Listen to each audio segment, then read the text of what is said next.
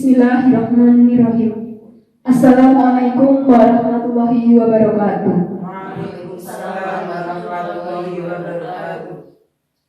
Yang terhormat Ibu Komariah selaku Kepala Sekolah SD Negeri 2 Pasuruan, dan yang saya banggakan Bapak Ibu Guru SD Negeri 2 Pasuruan. Terima kasih saya ucapkan kepada Bapak Ibu Guru serta Ibu Kepala Sekolah yang telah bersedia hadir dalam kegiatan hari ini. Saya Wahyu Abdikawati, Guru SD Negeri 2 Pasuruan, calon guru penggerak Angkatan 7 Kabupaten Banjarnegara, hari ini akan melakukan diseminasi aksi nyata membagikan pemahaman dan pengalaman penerapan budaya positif modul 1.4. Bapak Ibu sekalian, saya berdiri di sini tidak bermaksud untuk menggurui ataupun merasa lebih hebat dari Bapak Ibu guru, namun saya di sini hanya sekedar membagikan apa ilmu yang telah saya dapat dari pendidikan guru penggerak supaya bisa bermanfaat dan meningkatkan mutu sekolah kita. Sebelum kita memasuki sharing ilmu tentang budaya positif, alangkah baiknya kita mengetahui apa itu tujuan dari pendidikan.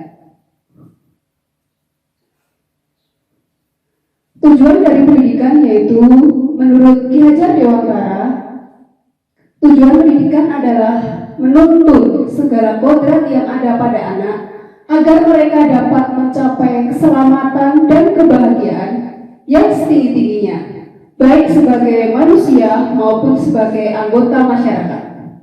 Oleh sebab itu, pendidik diharapkan mampu menuntun kodrat yang ada pada anak agar dapat memperbaiki lakunya, bukan dasarnya. Bapak Ibu, dari tujuan pendidikan ini kita sebagai pendidik harus menuntun. Kira-kira pandangan Bapak Ibu, apa itu makna dari kata menuntun? Menuntun adalah mengarahkan atau membimbing. Iya, tepat sekali. Jadi di sini kita sebagai pendidik diharapkan mampu untuk mengarahkan dan membimbing para peserta didik kita agar dapat mencapai cita-citanya berdasarkan minat dan bakatnya. Seperti itu Bapak Ibu. Kita lanjutkan.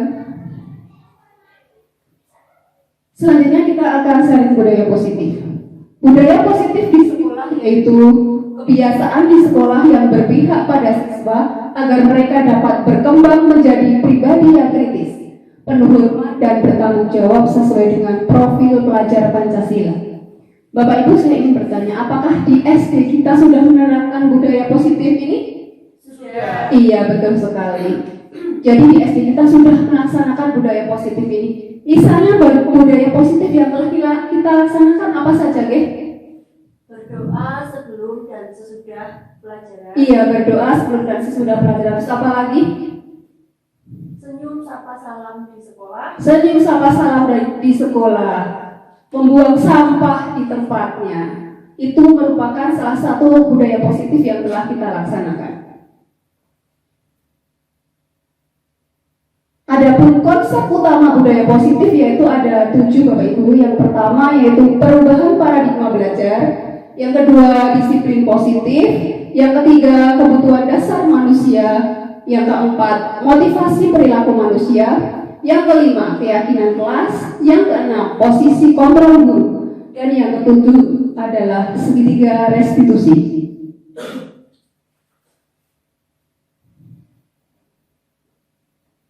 Yang pertama, perubahan paradigma belajar. Dalam membangun budaya positif, sekolah dapat menyediakan lingkungan yang positif, aman dan nyaman, agar siswa mampu berpikir, bertindak, dan menciptakan dengan merdeka, mandiri, dan bertanggung jawab. Jadi di sini kita diharapkan untuk dalam proses pembelajaran menerapkan student center atau siswa lebih aktif daripada teacher center, guru yang aktif. Jadi siswa termotivasi untuk mengikuti pembelajaran. Selain itu, kita diharapkan untuk menciptakan lingkungan belajar yang menyenangkan, yang aman, agar siswa mampu berpikir merdeka, mandiri, serta bertanggung jawab dalam proses pembelajaran.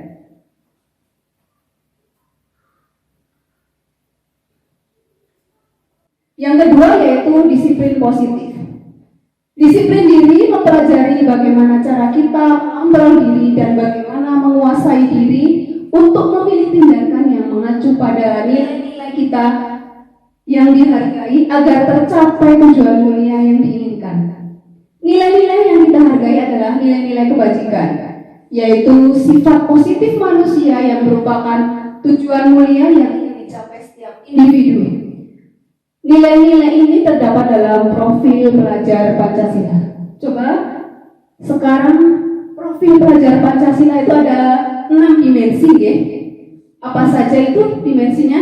Beriman dan bertakwa serta berakhlak mulia. Iya, beriman dan bertakwa serta berakhlak mulia. Kemudian apa lagi? Kedua, berkebinekaan global. Iya, berkebinekaan global. Terus Yang ketiga, mandiri. mandiri. Apa lagi? Yang keempat, gotong royong. Gotong royong. Yang kelima, kreatif. Kreatif. Terus yang terakhir? Berpikir kritis. Iya, jadi disiplin positif itu terdapat pada nilai-nilai yang dihargai, yaitu dalam profil pelajar Pancasila. Pada prakteknya misalnya seperti ini Bapak Ibu. Jadi ketika anak mencuci tangan, itu ada kesadaran pada diri anak bahwa mencuci tangan itu untuk menjaga kesehatan. Bukan mencuci tangan karena takut dihukum gurunya saat masuk kelas karena tangannya masih kotor, seperti itu. Jadi disiplin positif itu menerapkan kesadaran pada diri anak untuk melakukan sesuatu.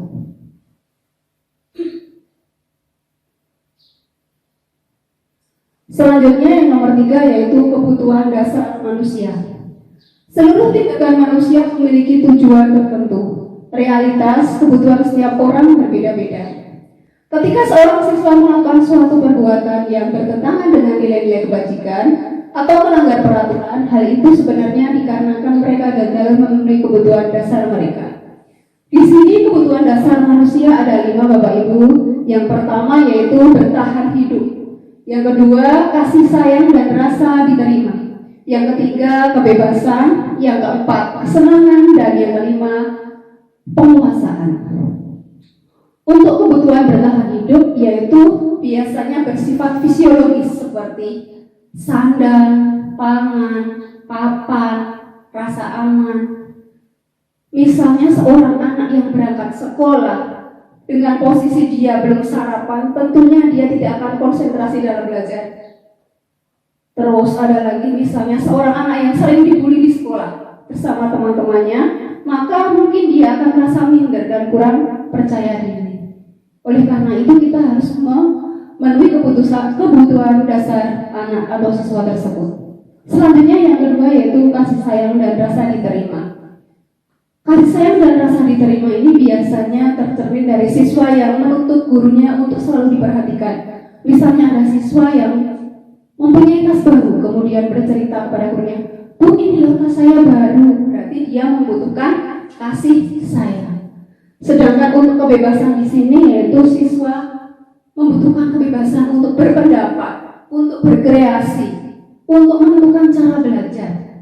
Dalam aplikasi PMM ada materi tentang pembelajaran berdiferensiasi. Di dalam pembelajaran berdiferensiasi, seorang anak diberi kebebasan untuk menentukan cara belajar. Ada yang senang dengan membaca, ada yang senang dengan langsung praktek, ada yang senang dengan diskusi. Jadi anak diberi kebebasan menentukan cara belajarnya. Yang terpenting adalah tujuan dari pembelajaran tersebut tercapai. Selanjutnya yang keempat yaitu kesenangan. Seorang anak yang senang dengan bertemu dengan gurunya, seorang anak yang senang dengan mata pelajarannya, maka dia akan mendapatkan ilmu dengan baik. Berbeda dengan seorang anak yang sama gurunya aja udah nggak suka, tentunya hasilnya akan berbeda. Jadi di sini kita sebagai pendidik harus mengkondisikan lingkungan belajar yang menyenangkan. Kodrat anak di sini adalah bermain. Jadi sebaiknya kita pada saat proses pembelajaran menyelipkan permainan ataupun menyanyi lagu bersama supaya anak-anak lebih termotivasi, lebih senang dan bersemangat dalam mengikuti proses pembelajaran. Yang terakhir yaitu penguasaan. Dalam diri setiap peserta didik tentunya mempunyai jiwa seorang pemimpin, Bapak Ibu. Setiap peserta didik tentunya ingin merasa hebat dari teman-temannya dan ingin menunjukkannya kepada orang lain. Di sini ada sebuah kasus, Bapak Ibu. Nanti kita akan bersama-sama mengetahui kebutuhan apakah yang dibutuhkan atau yang diperlukan oleh siswa tersebut. Dinda, seorang anak kelas 3 SD, begitu tiba di rumah sepulang dari sekolah, Dinda menangis dan mengadu pada ibunya. Dia benci pada Ibu Rani, yaitu gurunya. Menurut Anda, menurut Bapak Ibu, kebutuhan apa yang berusaha Dinda penuhi jika ketika ditanya ibunya, dia menjawab seperti ini? Ketika Dinda menjawab misalnya, Ibu guru bilang, aku tidak boleh bersenandung sewaktu mengerjakan tugas. Katanya kelas harus tenang, tidak ada suara, dan enggak seru jadinya. Kira-kira dari jawaban Dinda tersebut, kebutuhan apa yang diperlukan oleh Dinda? Kesenangan. Iya, tepat sekali, kesenangan. Selanjutnya, jika Dinda menjawab, Ibu guru tidak menyapaku hari ini, padahal aku pakai jepit rambut yang baru.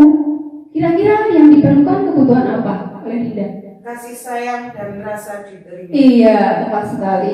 Selanjutnya, jika Dinda menjawab, aku bosan, masa belajarnya cuma gitu-gitu aja, dengerin ibu guru saja. Kira-kira kebutuhan apa yang diperlukan oleh Dinda? Kebebasan. Iya, Dinda membutuhkan sebuah kebebasan dengan cara belajar. Kemudian, yang terakhir, aku sebel, gambarku tidak rapi, malah ibu guru nunjukin ke teman-temanku di depan kelas. Kira-kira kebutuhan yang diperlukan Dinda apa? Penguasaan. Iya, penguasaan. Jadi Dinda ingin dia terlihat lebih hebat, tapi malah ibu gurunya mempermalukannya di depan kelas. Keempat yaitu motivasi perilaku manusia. Seluruh tindakan manusia memiliki tujuan tertentu. Jadi ketika kita atau setiap manusia ingin mencapai tujuan, maka harus ada atau harus memiliki motivasi dalam dirinya. Di sini motivasi dibedakan menjadi dua, yaitu motivasi eksternal dan motivasi internal. Motivasi eksternal yang pertama itu untuk menghindari ketidaknyamanan atau hukuman. Misalnya, seorang siswa berkata bohong sama gurunya. Dia berkata bohong dengan gurunya karena jika dia berkata jujur maka akan mendapatkan hukuman. Itu adalah motivasi eksternal. Kemudian yang kedua, untuk mendapatkan imbalan atau penghargaan dari orang lain. Seorang siswa rajin belajar, mengumpulkan tugas tepat waktu, tapi dia ingin karena supaya mendapatkan hadiah atau mendapatkan pujian dari gurunya. Itu adalah salah satu contoh motivasi eksternal di luar dari dirinya. Yang terbaik, kita harus menanamkan motivasi internal pada diri siswa, yaitu kesadaran diri untuk melaksanakan sesuatu demi mencapai tujuan. Untuk menjadi orang yang mereka inginkan dan menghargai diri sendiri dengan nilai-nilai yang mereka percaya. Jadi sebaiknya kita mengurangi pujian yang terlalu berlebihan, memberikan hadiah ataupun memberikan hukuman kepada para peserta didik. Yang kita diharapkan untuk menanamkan kesadaran diri pada diri mereka supaya mereka lebih menghargai diri sendiri. Bapak Ibu, selanjutnya kita akan membahas tentang apa itu hukuman, konsekuensi, dan restitusi. Jadi hukuman adalah sesuatu yang menyakitkan. Hukuman ini biasanya terjadi secara spontan atau mendadak, dan murid akan merasa tersakiti. Untuk konsekuensi itu adalah sesuatu yang telah disepakati antara guru dengan siswa. Kemudian konsekuensi ini akan menimbulkan rasa tidak nyaman pada siswa untuk sementara waktu. Untuk restitusi merupakan sebuah pilihan. Jadi guru memberikan pilihan kepada siswanya untuk mencari solusi dari masalah yang mereka alami.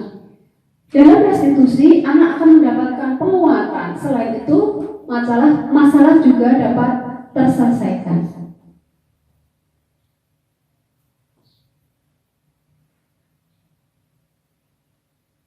Ini ada kasus Bapak Ibu, coba kita selesaikan atau kita bahas bersama-sama nggih. Iva kurang menguasai pelajaran matematika, sehingga pada saat pelajaran berlangsung dia lebih banyak diam diri atau menggambar di buku pelajaran. Pada saat guru matematikanya Pak Seno menanyakan pertanyaan, Iva menjadi gugup dan tak sengaja menjatuhkan tasnya dari kursi. Tiba-tiba menjadi gagap pada saat menjawab pertanyaan. Seluruh kelas pun tertawa melihat perlakuan Iva yang bicara tergagap dan terkejut tersebut. Pak Seno kemudian meminta Iva untuk maju ke depan dan berdiri di depan kelas sambil menunjuk hidungnya karena tidak bisa menjawab pertanyaan Pak Seno. Kelas semakin gaduh dan anak-anak pun tertawa melihat Iva di depan kelas memegang ujung hidungnya. Dari kasus ini, coba kita jawab pertanyaannya bersama-sama.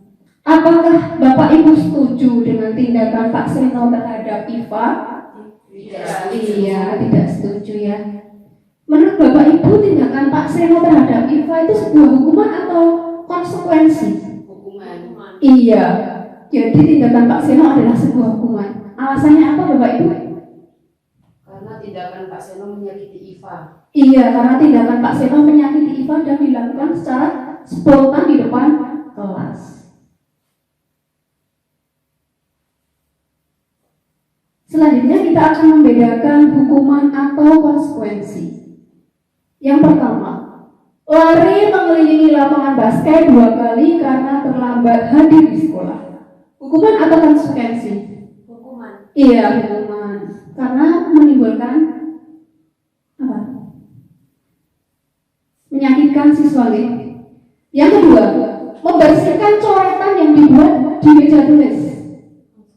Konsekuensi. Iya, konsekuensi. Yang ketiga, berjemur di lapangan basket pukul 12 siang karena mengobrol dengan teman. Hukuman. Iya, hukuman. Selanjutnya, murid diminta bertelanjang kaki sepanjang hari karena tidak menggunakan sepatu warna hitam sesuai dengan peraturan sekolah. Hukuman.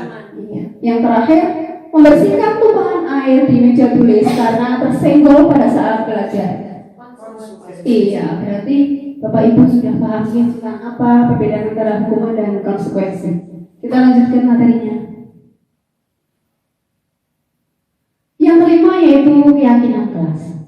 Keyakinan kelas adalah nilai-nilai kebajikan atau prinsip-prinsip universal yang disepakati bersama secara universal tanpa memandang perbedaan agama, suku, dan latar belakang. Menurut Gosen tahun 1998, suatu keyakinan akan lebih memotivasi seorang dari dalam atau intrinsik. Seseorang akan lebih bersemangat untuk menjalankan keyakinannya daripada hanya sekadar mengikuti peraturan. Pembentukan keyakinan kelas. Jadi dalam pembentukan keyakinan kelas ini sifatnya universal atau secara umum Bapak Ibu. Biasanya keyakinan kelas ini dibentuk dengan pernyataan-pernyataan positif. Keyakinan kelas berbeda dengan peraturan. Kalau peraturan biasanya menggunakan pernyataan-pernyataan negatif, misalnya dilarang mengerjakan PR di sekolah, dilarang membuang sampah sembarangan, seperti itu. Kalau keyakinan kelas biasanya menggunakan pernyataan-pernyataan positif, misalnya datang tepat waktu, rajin belajar, menghormati orang lain. Jadi beda antara peraturan dan keyakinan kelas.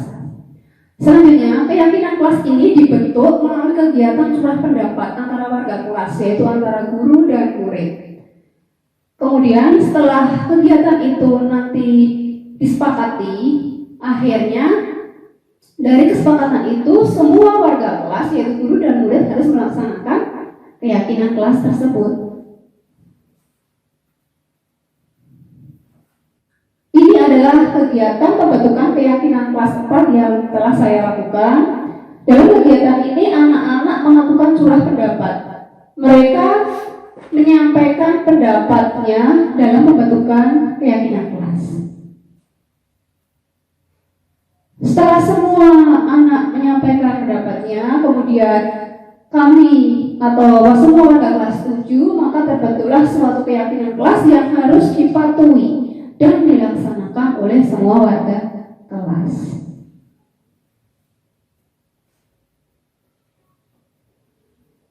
Yang keenam yaitu posisi kontrol guru. Di sini posisi kontrol guru ada 5, Bapak Ibu. Yang pertama yaitu posisi penghukum. Seorang penghukum bisa menggunakan hukuman fisik maupun verbal. Biasanya guru yang mempunyai posisi kontrol sebagai penghukum akan bersuara lebih keras, dan kalau sedang marah dia menunjuk-nunjuk wajah dari siswa tersebut.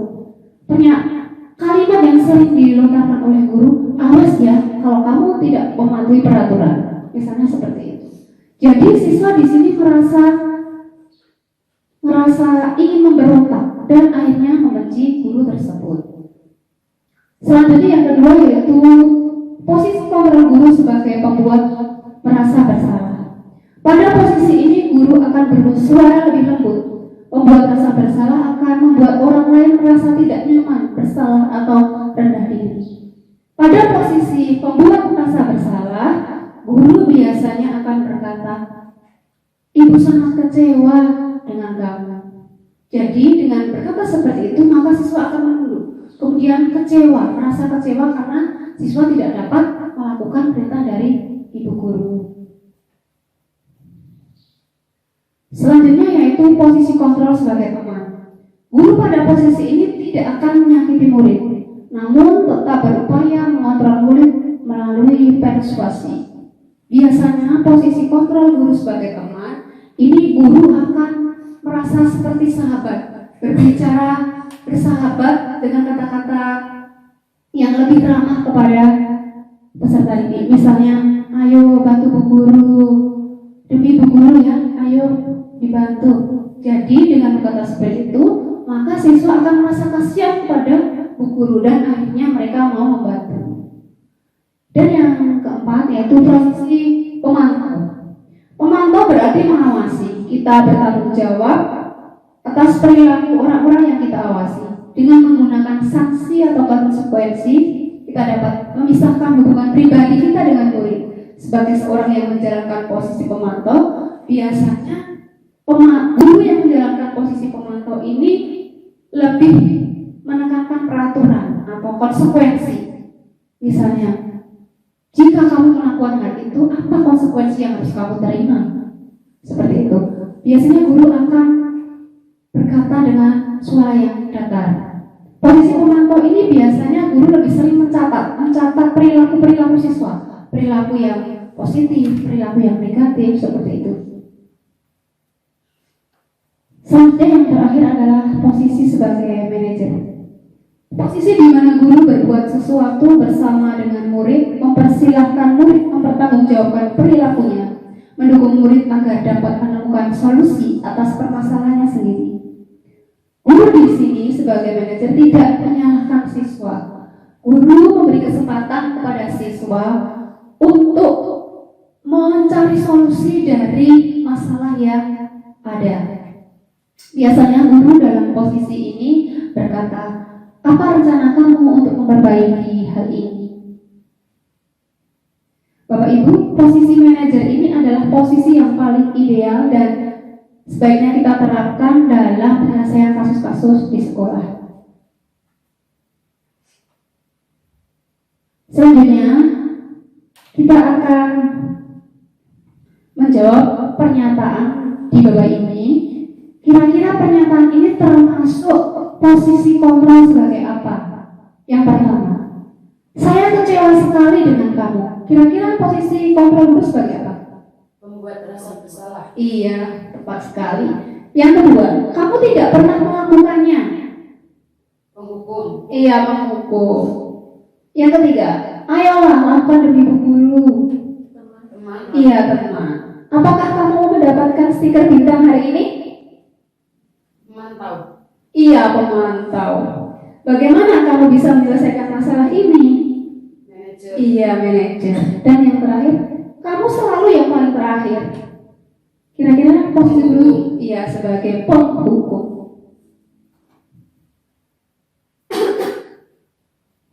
Selanjutnya ada sebuah kasus ini Bapak Ibu. Anto dan Nino sedang bermain bersama di lapangan basket, tiba-tiba terlibat dalam sebuah pertengkaran. Anto menarik kemeja Dino dengan kasar, kemudian kancingnya terlepas. Setelah itu Ibu Surti mengetahui hal itu. Ibu Surti membawa mereka ke sebuah ruangan dan bertanya, "Mengapa kalian melakukan hal ini?" Mereka menjawab bahwa hal ini dilakukan karena atau tidak sengaja menyinggol Dino. Kemudian Bu Surti bertanya kepada Dino, kira-kira apa yang dapat dilakukan oleh Anto. Dino menjawab bahwa Anto harus membetulkan kancing bajunya. Kemudian Bu Surti bertanya lagi kepada Anto, kira-kira apa yang bisa dilakukan Anto untuk memperbaiki kancing baju Dino. Anto pun menjawab akan menempelkan kancing baju Dino dengan lem. Kemudian Bu Surti berpikir bahwa sebaiknya Anto menjahitnya dan dia bisa belajar bersama Pak Irfan. Anto akhirnya mau belajar jahit bersama Pak Irfan untuk memperbaiki kancing baju Dino. Kira-kira dari kasus ini posisi kontrol apa yang telah dipraktekkan oleh Bu Surti? Apa sebagai penghukum, manajer, teman? Kira-kira sebagai apa? Iya, sebagai manajer. Karena Bu Surti memberikan pilihan kepada Anto untuk mencari solusi dari masalahnya. Yang berikutnya yaitu segitiga restitusi. Proses menciptakan kondisi bagi siswa untuk memperbaiki kesalahan mereka sehingga mereka bisa kembali pada kelompok mereka dengan karakter yang lebih kuat.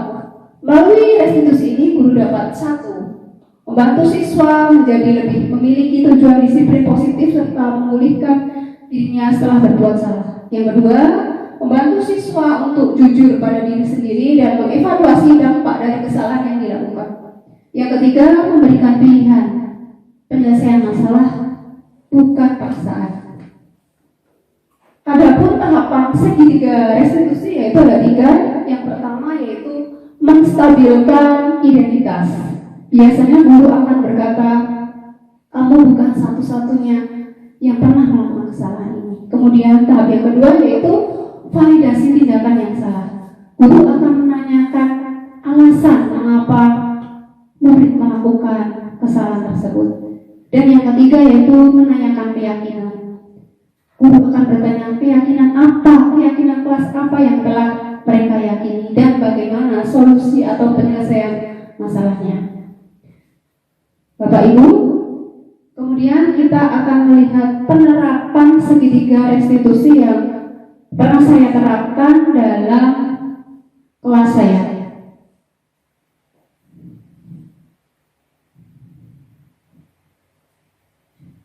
Ini adalah salah satu penerapan segitiga restitusi yang pernah saya terapkan dalam menyelesaikan masalah di kelas saya. Alfa siswa kelas 4 SD Negeri 2 Pasuruan pada saat jam istirahat, Alfa dan teman-teman akan bermain bersama di halaman sekolah. Alfa membuang sampah sembarangan. Kemudian Wahyu mengetahui hal tersebut.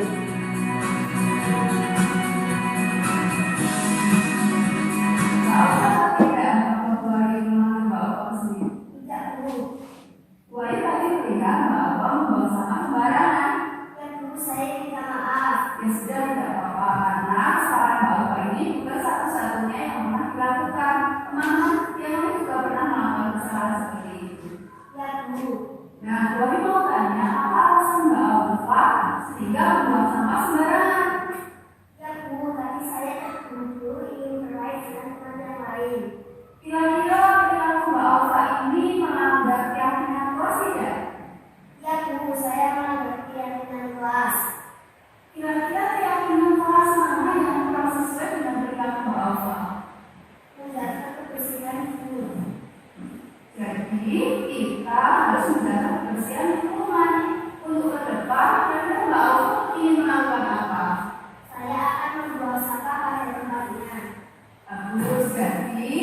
Setelah makan, habisnya dibuang di tempat sampah.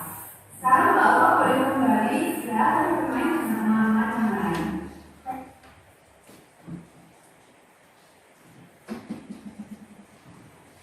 Bapak Ibu, cukup sekian sharing ilmu tentang budaya positif yang saya dapatkan dari pendidikan guru penggerak. Semoga bermanfaat dan dapat kita terapkan di sekolah kita supaya memiliki budaya positif yang lebih meningkat sehingga mutu pendidikan di sekolah kita juga meningkat. Jika ada salah kata dalam penyampaian, mohon dimaafkan. Wassalamualaikum warahmatullahi wabarakatuh. Assalamualaikum warahmatullahi wabarakatuh. Saya Komaria selaku Kepala Sekolah SD Negeri 2 Pasurenan sangat mendukung aksi nyata yang dilakukan oleh Ibu Wahyu Aprikawati tentang penanaman disiplin positif melalui motivasi dari dalam siswa. Semoga dengan adanya sharing ilmu ke teman-teman akan dapat meningkatkan penerapannya budaya positif secara bersama-sama di lingkungan sekolah SD Negeri 2 Pasurenan, sehingga akan terbentuk siswa-siswa yang berkarakter sesuai dengan profil pelajar Pancasila. Kiranya hanya ini yang saya sampaikan. Wassalamualaikum warahmatullahi wabarakatuh. Assalamualaikum, perkenalkan nama saya Nafisa, siswa kelas 4 SD Negeri 2 Pasurenan. Tadi saya dan teman-teman membuat keyakinan kelas bersama dan kami merasa sangat senang. Semoga kami dapat menjalankan keyakinan kelas dengan baik. Terima kasih.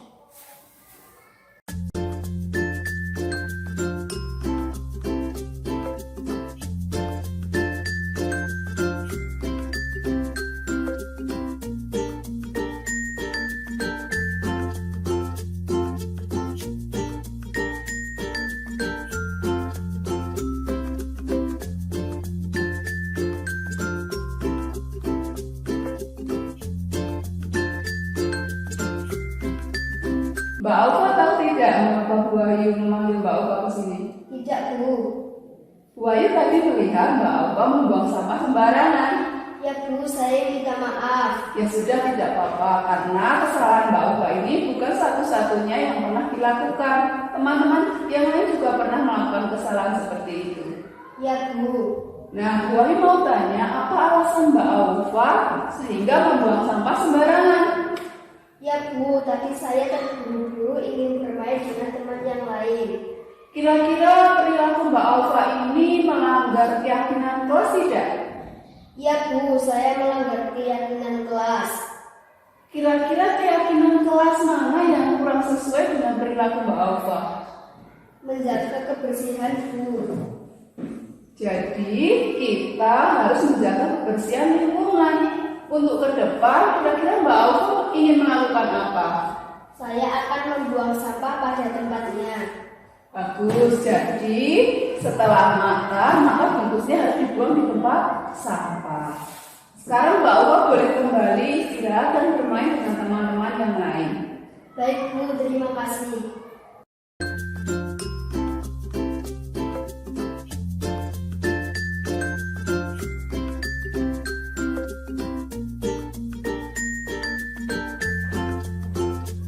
Loh, Mas Jaka sudah apa? Saya lupa mengerjakan PR matematika, Bu. Oh ya sudah. Sekarang Mas Jaka kerja Bu Wahyu sebentar ya. Bu Wahyu mau bicara dengan Mas Jaka. Ibu, Jadi Mas Jaka tadi sudah mengerjakan PR matematika. iya Bu. Ya sudah, tidak apa-apa karena Mas Jaka bukan satu-satunya siswa yang pernah melakukan kesalahan ini. Ya Bu, saya minta maaf. PR kan seharusnya dikerjakan di rumah. Mengapa Mas Jaka mengerjakan di sekolah? Tentunya Mas Jaka punya alasannya. Ya Bu, saya kemarin pergi ke rumah nenek. Saya pulang malam hari dan saya lelah. Saya lupa mengerjakan PR. Jadi, perilaku Mas Jaka mengerjakan PR di sekolah, apakah melanggar keyakinan kelas atau tidak? Ya Bu, saya melanggar. Kira-kira keyakinan kelas mana yang kurang sesuai dengan perilaku Mas Dafa? Saya tidak bertanggung jawab atas tugas saya, Bu. Nah, seperti itu, Mas Dafa harus lebih bertanggung jawab. Kira-kira kedepannya apa yang akan dilakukan Mas Dafa? Saya akan mengerjakan PR tepat waktu. Bagus, sekarang Mas Dafa boleh bersiap-siap untuk mengikuti kegiatan belajar matematika.